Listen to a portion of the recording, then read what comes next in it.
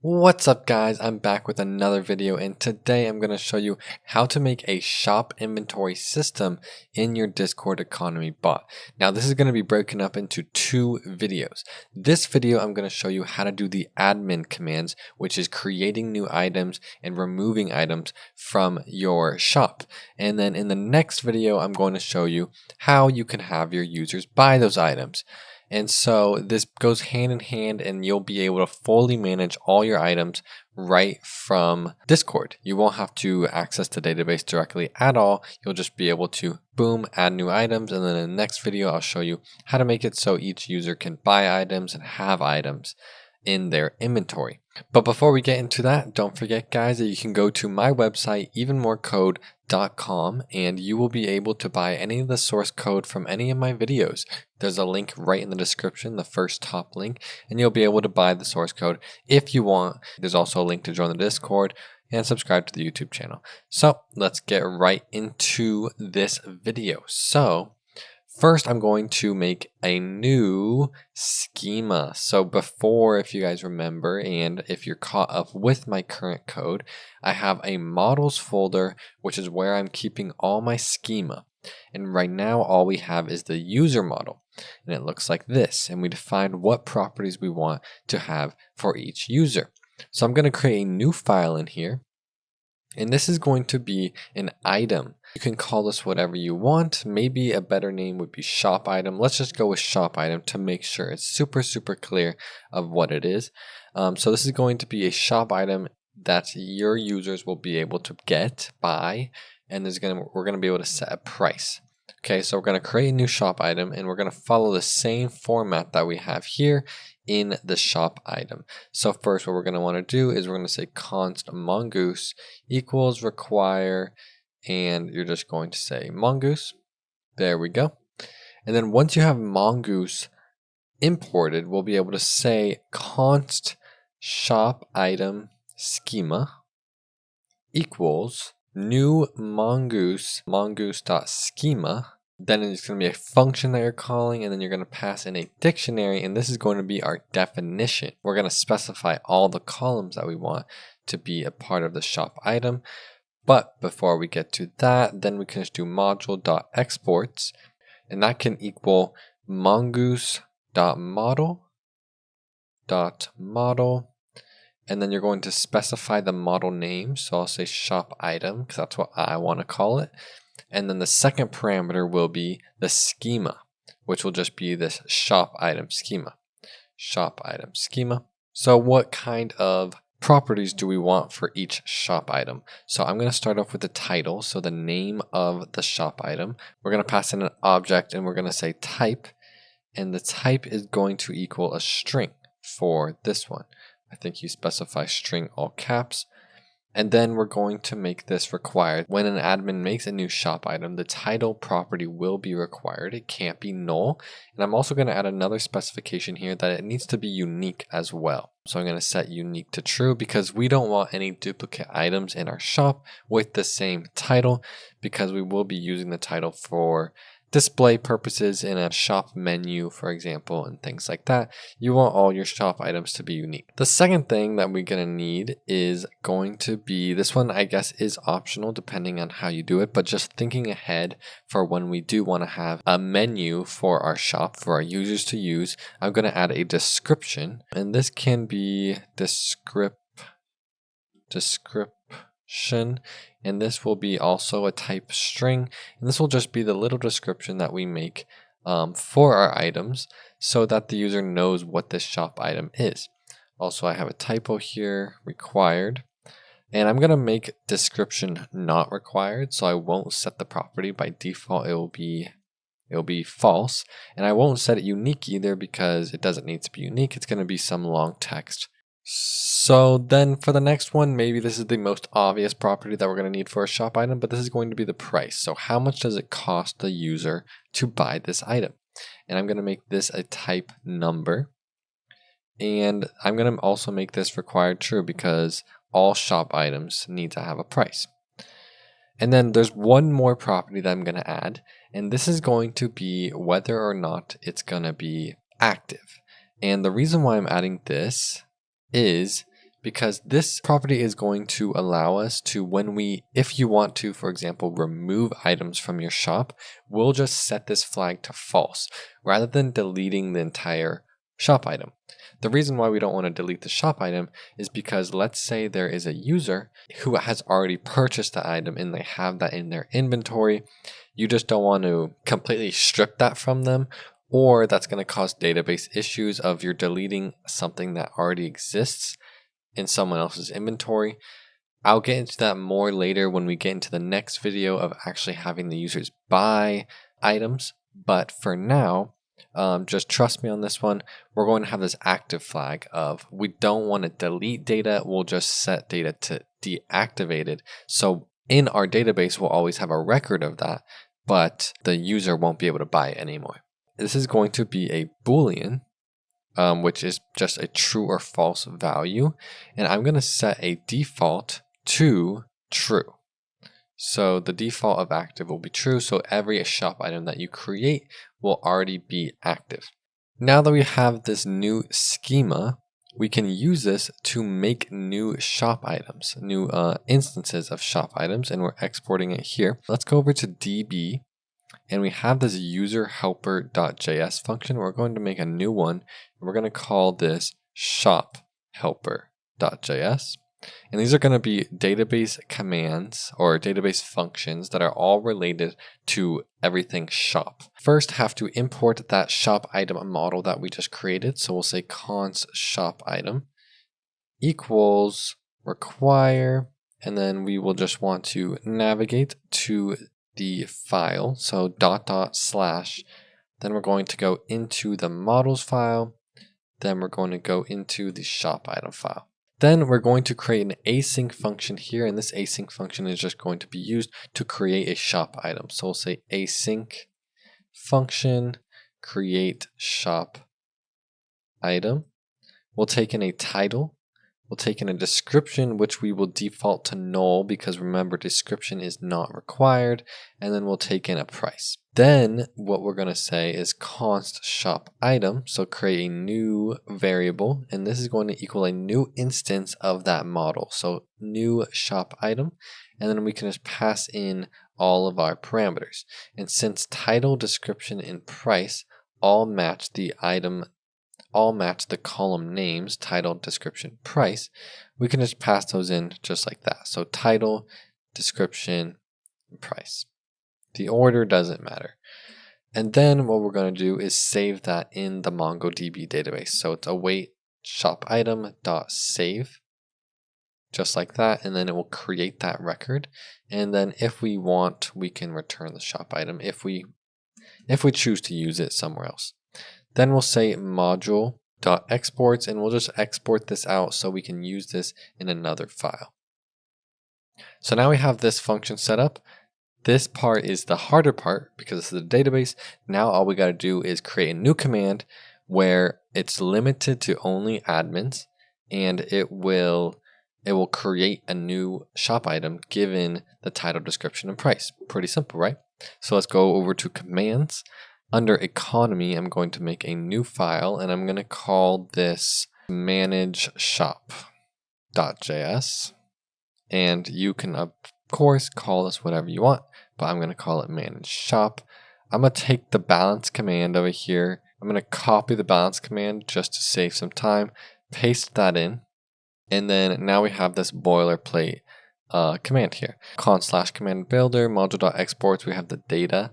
And then I'm going to call this new command, I'm going to call this manage shop, and then set a description.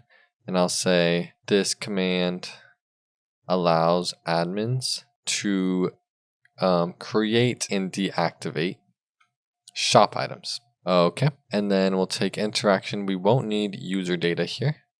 And then we will actually add one more property here because we want to set the permissions. So it will be set default member permissions. We'll go up here and import, I believe it is permission flags bits. Yep, it's that one. And then in here, we'll say permission flag bits dot, and then this is where you can say who you want. And in this case, I'm going to say administrator because I only want the administrators to be able to manage the shop. But for example, if you want to make this available to your moderators, then you can just change the permission and you can see the options here. You can maybe do like ban members. So anyone who's able to ban members will manage your shop, and your moderators are probably able to ban members. So you could do that, but I am going to go with administrator. And then now what we're going to do is we're going to create a subcommand, because we're going to have two commands here, right? We're going to have the create and we're also going to have the deactivate. So what we'll do is add another one, dot, and we'll say dot add subcommand, and then we'll take in subcommand. It will be an arrow function. We can write the logic here. So we'll say subcommand dot, and we'll say set name. And the name of this subcommand will be create. Then I'm going to set description, and that's going to be creates new item, new shop item. And then this is where we're going to need to add our new option. So we'll say add string option, and this will be for the title. So we'll say option, it'll be an arrow function just like the subcommand. And then I'd like to put parentheses here, and I'll say option, and then I'll do dot set name. So the name of this option will be title. I will set this as required true. We'll set description, so set description, and we'll say title of shop item. Pretty self-explanatory. And then that's about it. Then we'll add another option, so add string option. Take another option. We'll say set name, and this will be the description. So the description of the shop item. So we'll say set description of shop item. We don't need this one to be required. They can optionally add the description. And then we'll add one more, and this will be the price. Add integer option. This will be another option. Arrow function, parentheses, option. And then we'll do set name. And this is going to be price. Not uppercase. Price. And then we're going to say set description, price of shop item. And this one will be required. So we'll say set required to true. And then also, since this is integer, I'm going to set a minimum amount. Even though this is admin, I'm going to set a minimum amount of 1. And I won't set a max amount. And then that should be all the options we need for the create command. Then what we're going to do is we're going to add the next subcommand, since we're here already. And this one will be toggling between activation and disactivation, right? So we'll take another subcommand here. So we'll say subcommand, arrow function, subcommand, we'll set name. And then this one we'll just say toggle set description, and then this one will be toggle shop item between active and unactive. So that's going to be the description for our toggle function. And then for here, we'll just need one singular option. So we'll say add, and then this one will be a string option. And then this one will be option dot set name, and then this will just be the title of the shop item. And then set description, we'll just write that real quick, title of shop item to toggle activation status. So that's the description, and this one will be set required to be true. So there we go. Those will be our two commands. This one will be the easier of the two, and I'll show you how to do both of them right now. So let's start with the create function. First, what we need to do, we need to collect which subcommand they used. So we'll say const subcommand equals interaction dot get subcommand. I'll just call this command because that's easier. Let's console.log this command and just see if it's working as expected. So let's deploy this. Let's open up here. Okay, so we'll say node deploy commands, and there's an error with our command. It says invalid form body. Okay, maybe I'm supposed to respond to here. So we'll say interaction dot reply. Let's just reply with the command. Will it allow this? It doesn't. What does it say? Invalid form body, undefined. Required options must be placed before non-required options. Okay, so required options must be placed before, so we got to move our description down. So let's move it right below the price. So the description has to be after the title and the price. Okay, now let's go down there. Try it again. Okay, that time it worked. So now let's start up the bot. It is online. Let's go over to Discord and let's see if we have the new commands. So we'll say /manage shop. So there we go. We have manage shop create, manage shop toggle. Let's try the create. Test price 12. Sure. There was an error executing your command. And the error is interaction.get subcommand is not a function, and that is because I forgot one crucial thing. It's interaction.options.get subcommand. So let's restart the bot there. Really important. And now let's check if it works. So we'll do manage/create, and now it's giving us the string create because that's the command that we have.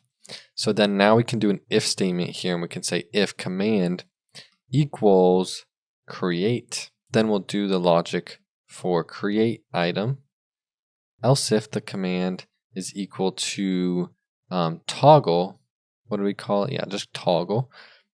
Then do logic for toggle activation.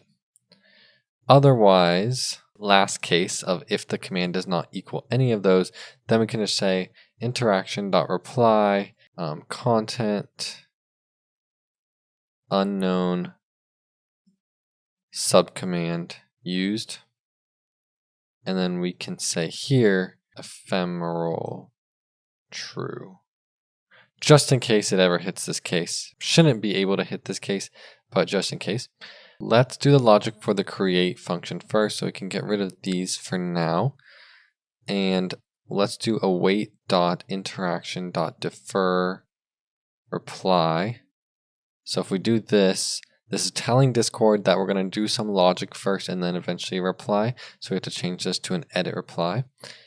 And then now let's do the logic for the create command. Okay, so what do we have to do here, guys? So first we got to collect all those options that we have. Create a new variable for each one. So let's start off with the title. So const title equals interaction dot, which I just realized that this is spelled wrong.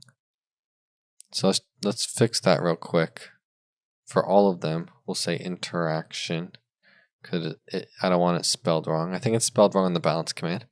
But anyways, const title equals interaction.options dot, and then we'll say what we want. So we'll say get string, and this will be the string option that we used. So this has to be the name of the option. So we'll say title, and then when we get price, we'll say price and description. So say title. We'll say const price equals interaction dot options dot get integer, because this one is an integer, and then we'll say price, and then we'll say const description equals interaction dot options dot get string. That one is a string, and we'll say description.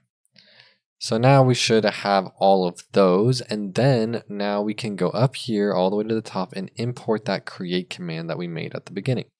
So we'll say const create shop item, and we will import that from, we put that in db/shop helper, and we have create shop item. And then all we have to do, we did all the heavy lifting earlier, is await create shop item and pass in title, description, and price. So now we'll create the shop item, and it should be all good, all done for that. And then by that point, the shop item should be created. So we'll just do await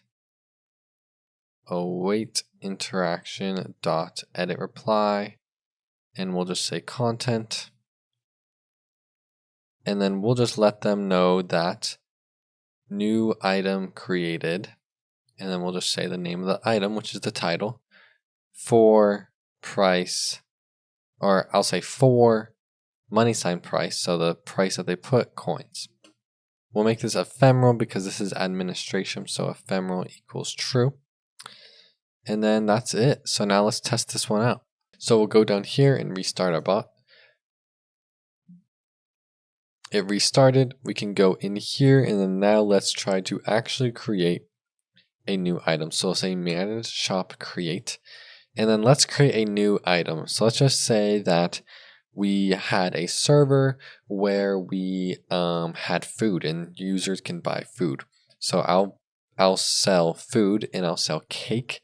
The cake will cost 10 coins, and then I'll set a description and I'll just say yummy cake to buy, and I'll put that in the command, and it says new item created, cake for 10 coins. Now how can we verify this has been created, right? Because it sent our message, didn't raise an error, but we don't necessarily know if it was correct, right? So what we can do is just run the same exact command again, and you'll see that an error occurs. So why does an error occur? Well, let's check the error in the console, and you'll see exactly what it says. It says duplicate key error collection, which is exactly what we wanted to happen. Normally you don't want errors to happen, but remember we put this unique true on the title. That's because we are now trying to create cake, but cake already exists in our database. So what we can do to prevent this is we'll just wrap this entire thing in a try and catch. So we'll just say try, and then we'll put all this code that we just wrote, all this code, we'll put this into the try and catch. Up one more, there we go, it's in the try. And then we'll catch the error if there is any error. So catch error. And then we will just say await interaction.edit reply content, and we'll just put the content as the error, and then we'll say ephemeral true, because remember this is an admin only command. So now if we, or it will be, actually it won't be error, it will be error.message, right? So let's restart our bot, and then let's go over here and let's try this one more time. So we're going to try to make the cake, and then now instead of saying there was an error, it actually will tell us the error. Although something I just noticed is that these messages are not actually coming back as ephemeral, and I think the issue is when we deferred the reply, we didn't specify that we want it ephemeral. So we could say ephemeral true here, and then I don't think we need this anymore, right? We can just edit the reply. Let's restart the bot, and then now let's see if it comes back as ephemeral. So we will go back here, redo the command. So now it's ephemeral. So I guess we don't need ephemeral anywhere as long as we defer the reply with ephemeral, which is something I actually didn't know until now. So yeah, that actually makes it easier for us. We just defer the reply as ephemeral. And so then that creates the command, and we can see it's creating the item in our shop because it's duplicate key. Because if we try to make another item, so we'll say manage shop item create, we'll make a new one. Let's say we want to make pizza, and let's say we're going to make pizza 5 coins. We're going to set the description to delicious pizza. We made a new item, pizza, for 5 coins. So now we have 2 items, pizza and cake. So there we go, and it won't allow us to create duplicates, which is exactly what we want. So now what we want to do is just finish this off by doing the toggle command. So with the toggle command, we're also going to collect the title. So we'll say const title equals interaction dot options dot get string. We'll get the title, and then we have to find the item. So we'll say await get shop item. So how do we do that? Well, we're going to make a new shop helper. So we'll go here and we'll say async function get shop item. We'll take in a title. We'll say const shop item equals, we'll say await shop item dot find one, and we'll pass in an object with title. Then we'll say if shop item doesn't exist, then we can throw an error. So we'll say throw error, shop item not found. Otherwise, let's just return the shop item. So we'll pass in get shop item. And then back in manage shop, we can import that along with create shop item. So we can say get shop item. And then we'll just get the shop item by passing the title, because remember the title is unique. So we can assign that to a variable called shop item equals. So now that we have the shop item, we can check if the shop item is activated. So we can say if shop item dot, and then we'll go active. So if it is active, then we're going to want to deactivate it. Otherwise, it would mean it's already deactivated, and then we'll want to activate it. So activate. So then what we can do is we'll just have to do another command, and we'll just say deactivate shop item, and we'll pass in the title, and then here we'll just say activate shop item, and then pass in the title. And we'll just have these two functions that we will await, then which we will write in 1 second, and then we'll just edit the reply. So we'll say await interaction dot edit reply, and we'll just say content item, then I'll put it in quotes of the title has been deactivated. Otherwise, in this other case, what we can say is await interaction dot edit reply, and we can say the same thing obviously, but we're going to say it has been activated. Title quotes has been, and then I'll say reactivated. Since if you're activating it this way, that would mean you previously deactivated it. So then let's go back to our shop functions, and we're going to create two more. So we're going to say async function activate shop item. We'll take in the title, await shop item dot update one. We'll pass in title of what we want to do. Then we will set in another object, we'll set, and then we have to say what we want to set. So we'll want to set the active status to true. And that's it. And then we'll just do the same thing. Let's just copy it. It's going to be exactly the same, but I'm going to call this deactivate, and this is going to be set to false. There we go. So let's see if those two work. So we'll export those, activate and deactivate shop item. We can go back to manage shop, import those, activate shop item, deactivate shop item. And then now let's restart the bot. It's working. Okay, so let's do manage shop. So manage shop toggle.